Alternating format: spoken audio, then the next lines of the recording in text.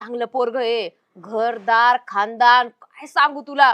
एवढी सारी जमीन त्यांच्याकडं, पोरग चांगलंय दिसायला. आपली निकी तशी बाई कमी होय. हा, तर मग मी काय सांगते, तू ना हेच सांगायसाठी मी तुझ्याकडे आलते.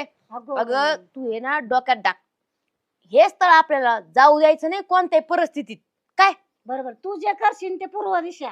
मग तेच सांगू राहिले बाई. हम्म. अगं लई चांगले बाई, त्यांचं घरदार, त्यांच्याकडे ट्रॅक्टर गाड्यान, म्हणजे एवढं आहे ना, मी तुला काय सांगू. हा, हे बघ, आपल्या दोघीचं आता कसं आहे, झालं झालं की नाही. हा, कसं बरोबर. तरी आपण संसार केला, हम्म. पण आपल्या पोरीचं चांगलं व्हायला पाहिजे. हम्म. मी हाच विचार करीते बघ. मग तू जे करशील ते पूर्व दिशा म्हणले ना मी ते तुला. सांगितलं, म्हणलं फोनवर सांगायचं नाही, म्हणलं डायरेक्ट जायचं आणि एवढी चांगली बातमी आहे ना ती सांगायची. आता निकिता सोबत आहे, मी जरा बोलते, तिला समजवते व्यवस्थित. तसंच मला माहितीये ती काय मावशीच्या पुढे आहे होय. तूच ऐकन बघ आता. असं तेच